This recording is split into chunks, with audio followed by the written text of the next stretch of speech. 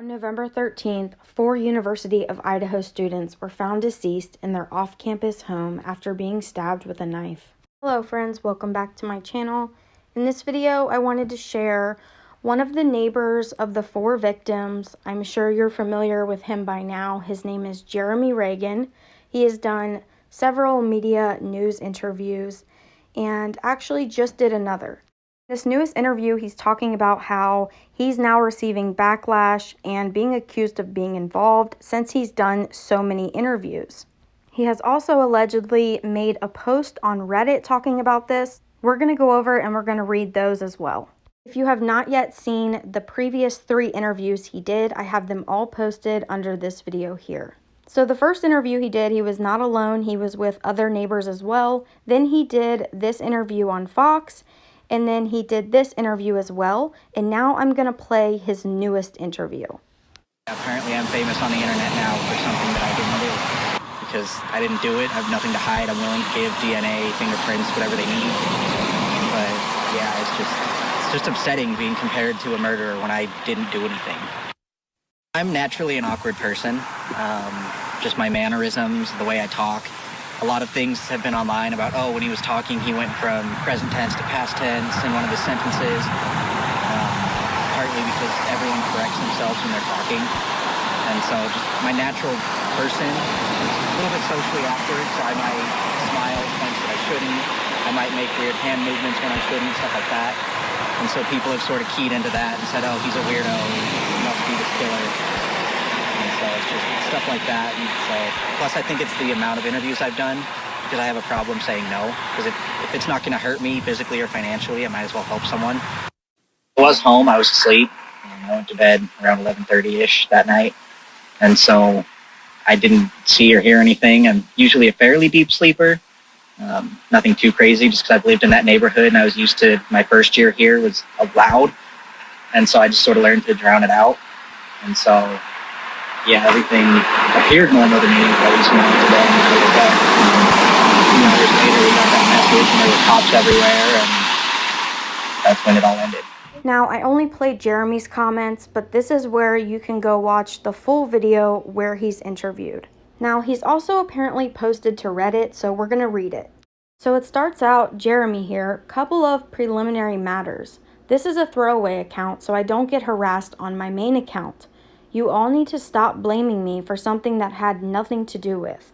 Yes, I am an incredibly awkward person, but that does not mean that I have killed and attempted to kill anybody. I did not ask to do any of the interviews or seek them out in any way, nor did I claim to have any beneficial information about what happened.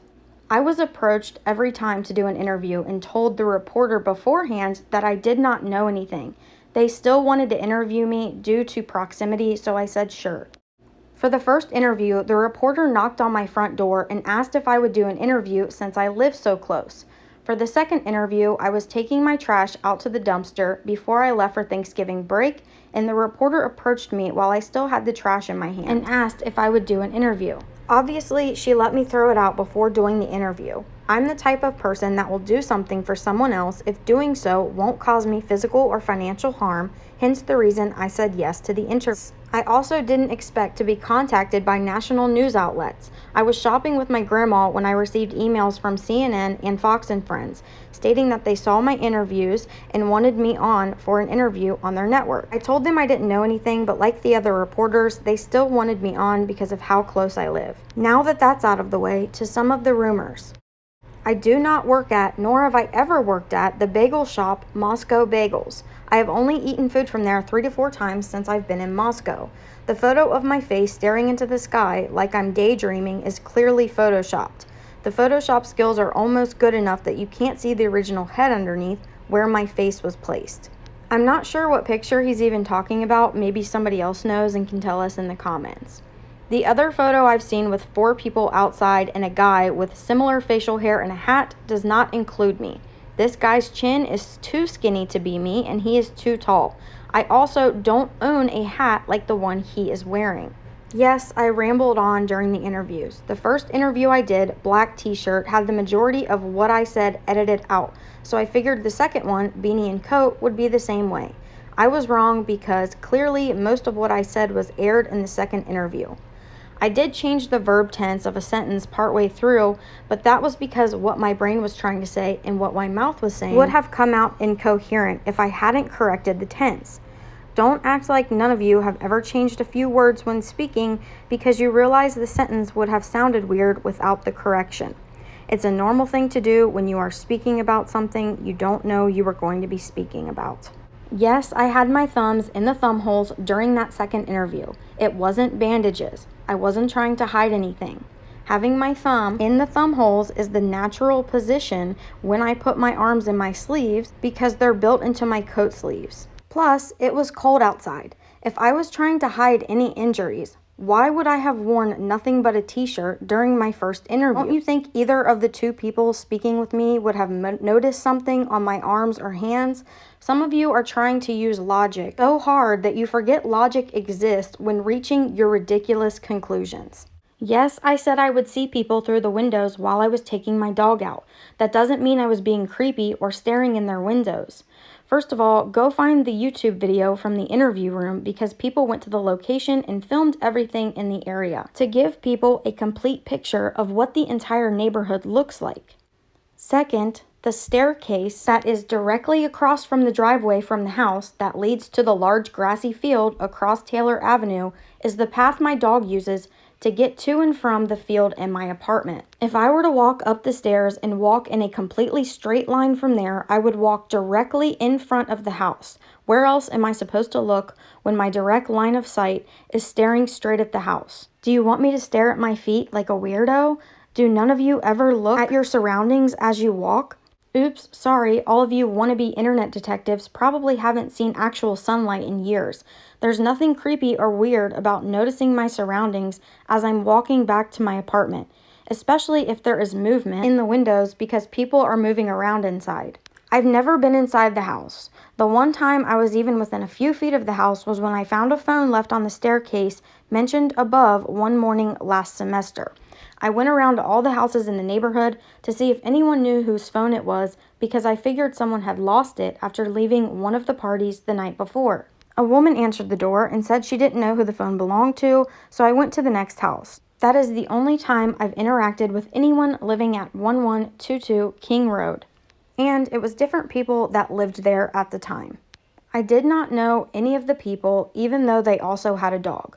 I also don't know the names of anyone else in the area who has a dog either. I could identify most or all of the people in this area that have dogs if you were to place them in a lineup, but I couldn't tell you any of their names. Before the incident, none of them could tell you my name either. None of you personally know me, but if you were to ask literally any person at the dog park I go to, other than the one person I go to school with, if they know my name or if I know theirs, every single person would say no. I take my dog there, put on my headphones, and walk around as my dog plays with other dogs. I don't talk with people that I don't know because I don't like small talk and I don't care about their personal life. Maybe that's something like Asperger's or autism. Maybe I'm just antisocial and awkward.